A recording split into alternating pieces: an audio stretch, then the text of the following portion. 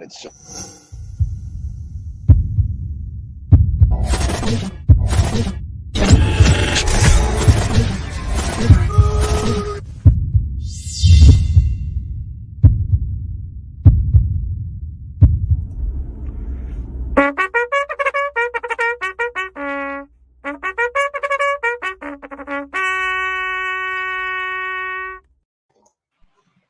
Good morning, good morning, good morning. Do not adjust your screens. Julian Sidney Nudelberg is making his debut on the Nudelberg Daily Huddle. And man, look at those cheeks, man. Yeah, I mean, seriously. Say good morning. Incredible. Say good morning. Happy Friday to everyone. Happy Friday. Big shout out to Chris White. Show me where Chris is. He is in, where is he? He's in North Carolina in the snow? Banner Elk, North Carolina in the snow, 21 degrees, getting it done. So who gets to piss on that snow? Why is that the thing? Okay. It's just, I don't know. I see snow. I'm ready there. Jules is speak leaving to now. us. Okay, bye, Jules. Say bye, everybody. Can you imagine? I want you to imagine 20 years ago, or even 10 years ago, bringing your kid on the set. I mean, it would be unheard of. It would be Different completely. world. It's a different world, man. Crazy. Speak to us, if you will, about the Heart Walk and all the. So yesterday was a great day. I have a couple of shout outs. One is to the American Heart Walk, Andrew Koenig and that whole crew, Bob Dennison, again, kicking off another year of fundraising. And it was really great because Jake and I were having a conversation. The idea of being involved with American Heart is so top of mind, or should be so top of mind for everybody, because you got a real case example in the public eye of how it really happens, right? Like they call it the silent killer. They let you know, there's no real warning signs. Damar Hamlin is exactly that. Now, luckily, he's in supreme shape and he's been able to make a full recovery, or they think he's going to make a full recovery. But that's really what happens, is in the blink of an eye, you go from living your life totally normally to bang, cardiac arrest, something happening with your heart. And so happy to be involved with the American Heart organization. Happy that, Andrew Koenig has brought us to that organization and we've been able to be a part of it. So it was a great event last night. It was really awesome. One more shout out. Presley. Elvis Presley's daughter died of cardiac arrest yesterday. That's right. I saw that headline this morning. 54. It's crazy. 54, man. Look who's joining in the huddle. All you got to do is bring a little Bill Bonbrest into the picture, and there's Scott Hyman. It's awesome. Who's your final shout out? To the Ruben Brown crew. So Eric Stringhauser had invited me on to, and there's Jonathan Aarons.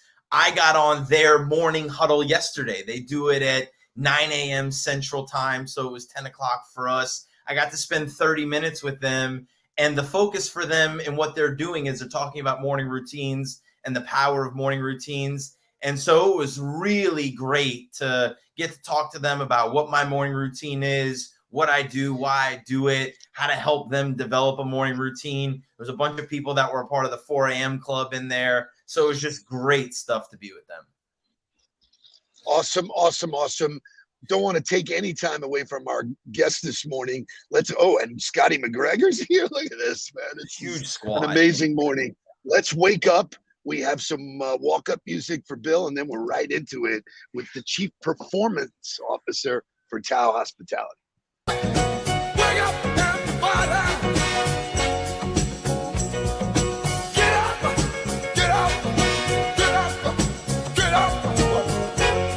Wake up. Come on. Wake up, everybody. Teach a new way. Maybe then they'll listen what you have to say.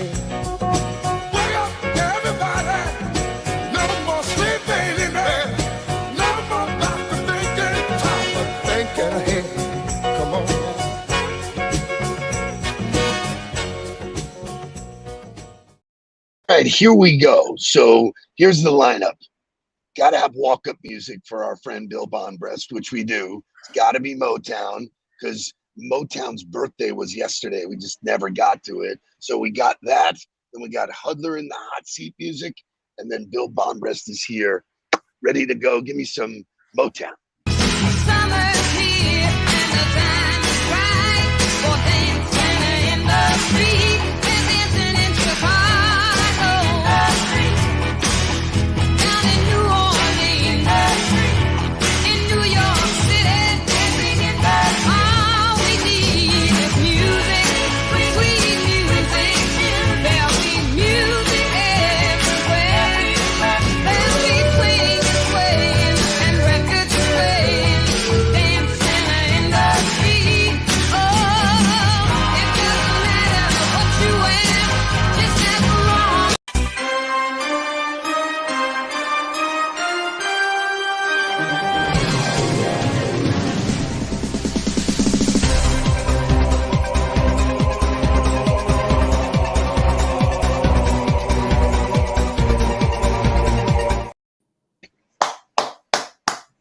Oh, he was here. There he There he is. is.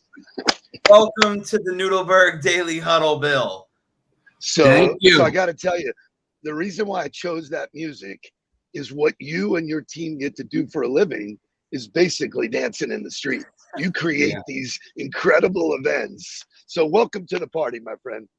Thank you very much. Thanks for inviting me.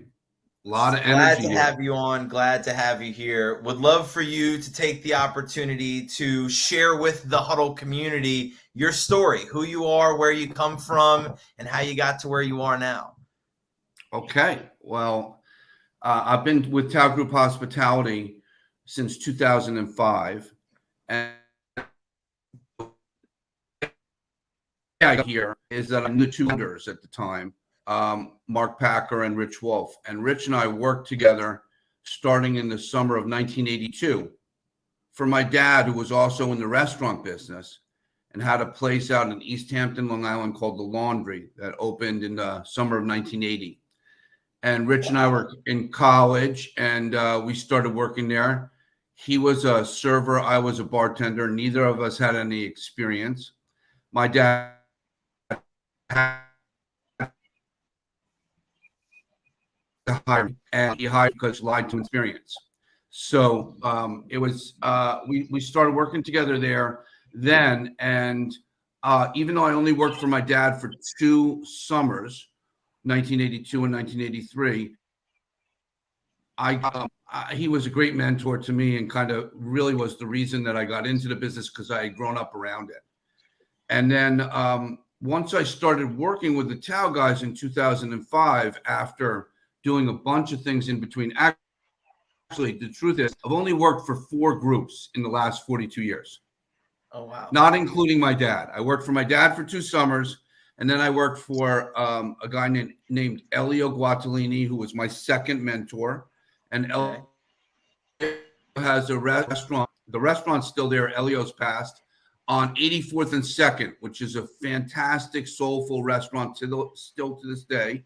He and his partner, Ann Isaac, became mentors to me. I lived on the top floor of 16th Avenue, which is the tenement where on 84th and 2nd, where Elio's is. And Elio's was like a who's who across industry, still is. And it was a great experience. I lived in the top floor, to the restaurant rang in my apartment. So I answered the phone in the morning, did the reservation book, and then I went down and started setting up the restaurant. And it was, I really cut my teeth there. I stayed there for about 6 years, and they were my family. And then I went to, I had the opportunity to take my first management job at the 21 Club, which is like still to this day kind of a famed institution on 52nd Street. It's owned by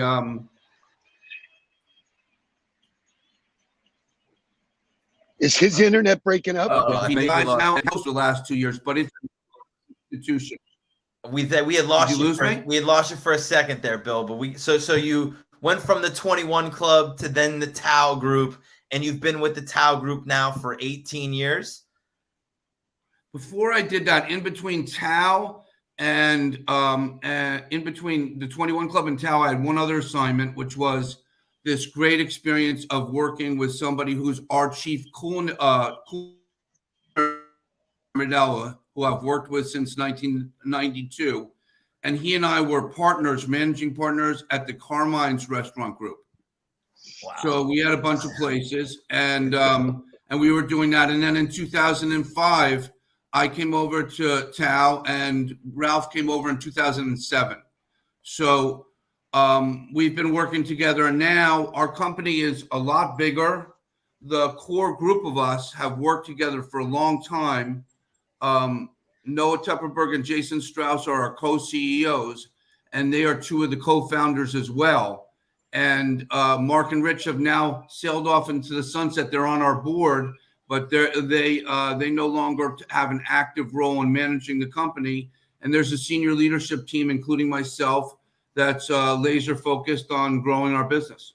So your title, Chief Performance Officer, really resonates with me because I love the word performance. My background in college football coaching, that really rings a bell for me. But I would love to know how you define performance in terms of hospitality, in terms of customer service. What does that really mean for you inside of the Tao Group, or with your unbelievable experience? What does performance mean? So I spend my entire time laser focused on two things. Number one, the guest experience, because the guest experience is what differentiates us always. It's also true that the guest experience can never exceed the team member's experience. It's a mathematical impossibility. It's like an algebraic equation.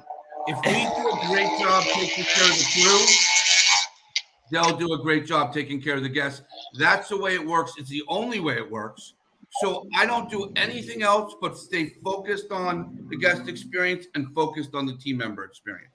How can I bring value to enhancing both of those things? So I have to think in my mind, just thinking about it, the guest experience inside of a restaurant is extremely different than a team member experience inside of a restaurant. So how do you ensure that that team member experience is something that's better than maybe one of the best restaurants in the entire world?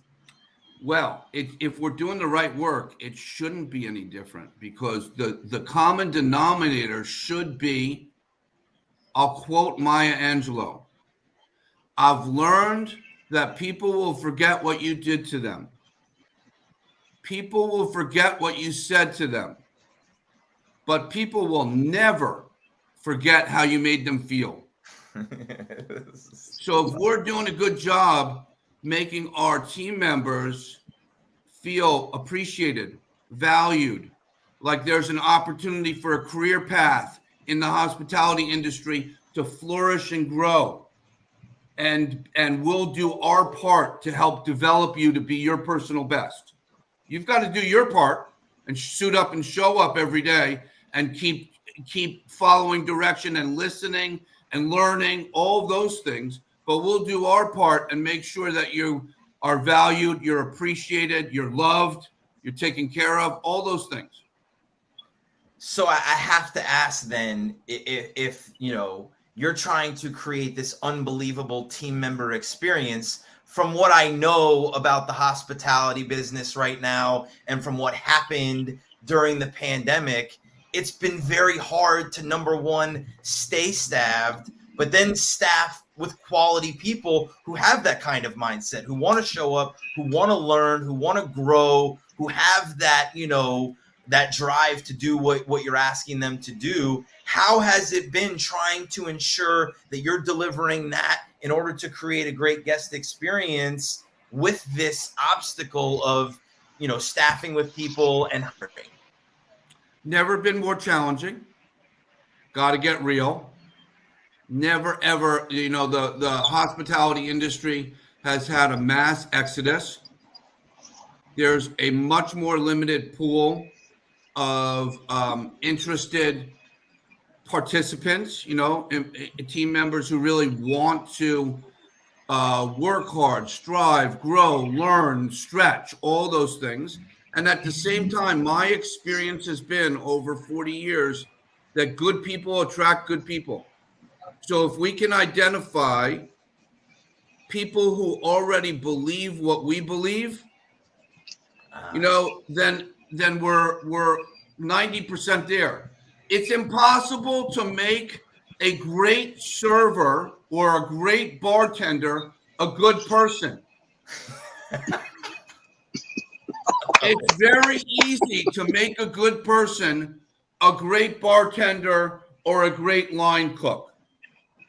So that's really interesting, and I love what you said there, because that then tells me that you guys in your hiring process are looking more into the kind of person that someone is, and not necessarily the experience they've had in being a server, in being a hostess, in being a bartender. So have you guys tried to change a little bit in the way you're hiring and the way you're trying to attract people to do a better job of uncovering who people are? 100%. Right now, we're implementing a behavioral-based interviewing training for all of our leadership team.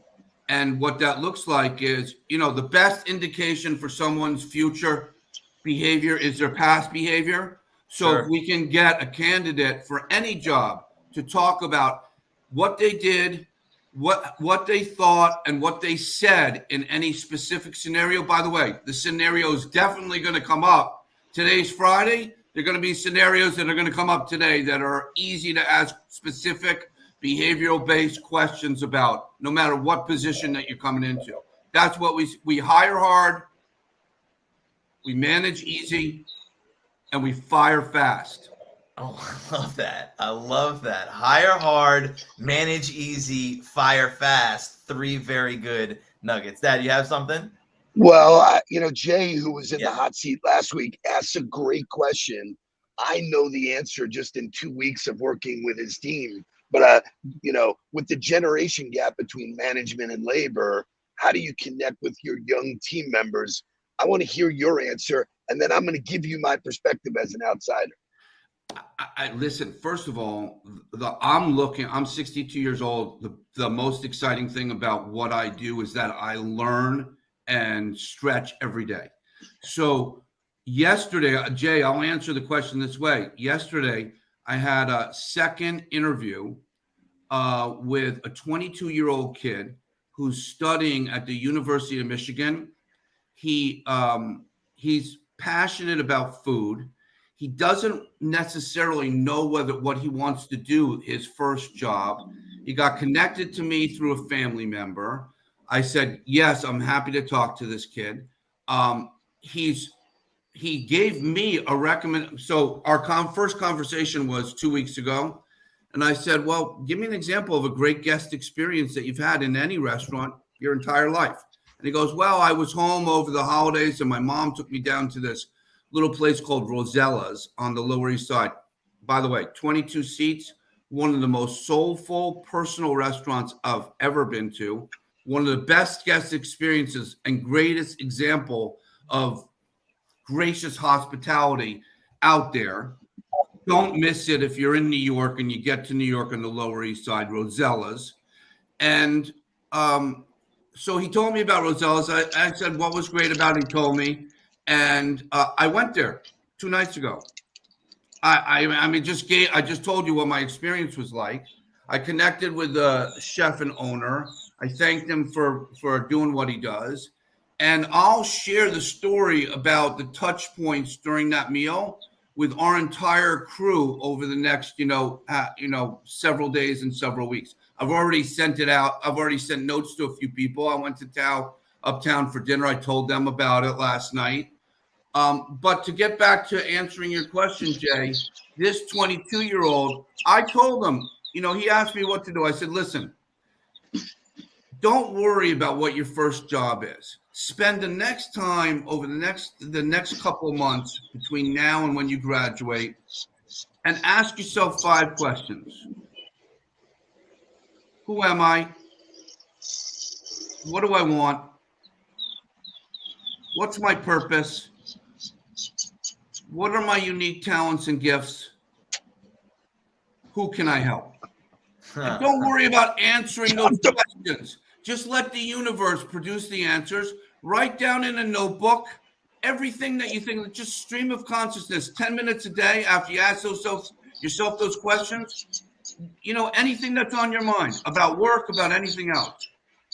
To make a long story short, this kid, I think he'll end up in our camp. If he doesn't, I'll help him get to the right place for him in the right job, because he's somebody who's passionate about what we do, doesn't know exactly what role to take on. He's a little hesitant to go the chef's route because he doesn't want to spend all of his time in the kitchen.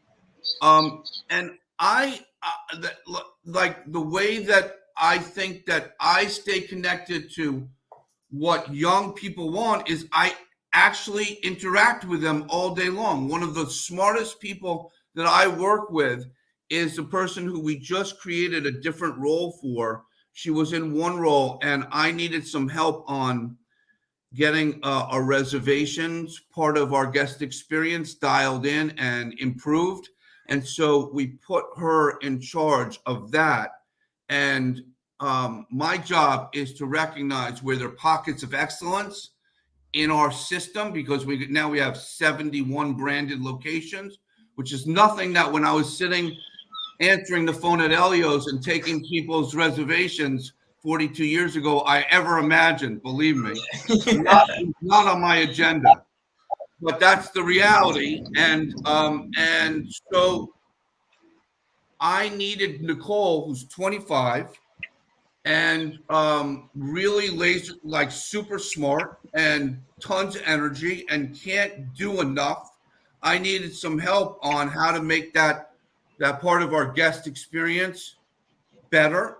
I turned to her. We said, you're no longer in the training team. We're taking you and we're putting you in a new role. You're going to work in a triad with myself, the COO, and you, and we're going to focus just on the COO is a guy named Paul Goldstein, who I've mentored for the last 12 years or so. We've been really close colleagues. Now we mentor each other, quite frankly.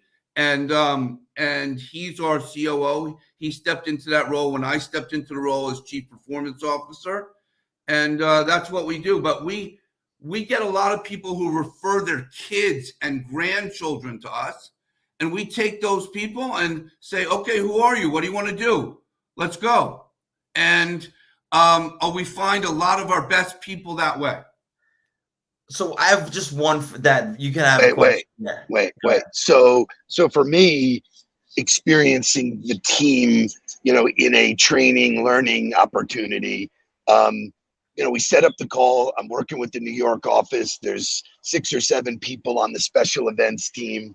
And Bill shows up to the call and he says to the rest of the team, I'm doing this with you. I'm going for the journey just like you. And if I could do it, you could do it. And that's the kind of leadership that is missing. It's like, I'm not pushing this down on you guys. I'm jumping in the pool and I'm going to swim at 62. I'm going to outswim you. It was fantastic. And he's been posting every day and doing it. And so in yesterday's call, they were kind of shamed. He has a young, vibrant team. And they were like, look at Bill, man, he's doing it. So, that's the kind of involvement that, that's where people get engaged. And we called it reverse mentoring. He's learning from them. They're learning from him. Those are wonderful cultures. So continue. I just have one question, because this kid got referred to you through a family friend. Yeah. Network is your net worth, right? Like just the way the world operates. Yeah. But if you're active on LinkedIn, if this young 22-year-old who was coming out of the University of Michigan had leveraged LinkedIn to find you and sent you a connection request with that exact message in it, I'm passionate about food. I had this great experience. I believe that you are somebody who could possibly help me. Would you spend 15 minutes with me? Would you answer that? Yes, every day. 1,000%, right? Yet nobody is training our college graduates to do that. It's unbelievable to me. It's mind-blowing. You know what he said to me yesterday? This was really interesting. He said, I feel so nervous. I feel like I should be doing something because all my friends are already signing up with headhunters and doing. I said, stop. Slow down. Get a notebook and write for 15 minutes every day, 10, 15 minutes every day. Spend 5 minutes getting quiet. Ask yourself these 5 questions. Spend 10 minutes writing. Stream of consciousness. Don't care what you write. You don't even need to be able to read it. Just write it. You'll figure it out. It'll come to you. First I things feel first. sorry for whoever has to come on the show next week because it has been 2 unbelievable weeks in a row. You dropped some unbelievable nuggets for people. I know I'm going to go back and make sure that I write the notes down from this one, just like I did with Jay's. I'm going to give you one more opportunity. If there is one thing that every huddler needs to know about Bill Bonbrest, what is it? What is it? Yeah, love is all you need. The Beatles said it, man. They sang it. That's it. Fantastic. All you need is love, man. All you need Bill, is love. thank you so much for joining the Nudelberg Huddle. Thank you so much for being in the Huddler hot seat. It's a great way to end the week. Everybody go get after it. Have a great weekend. We will see you on Monday. Let's get down to business. Please don't worry about me. I'm about to let my heart speak. My friends keep telling me to leave this. So let's get down to business. Let's get down to business.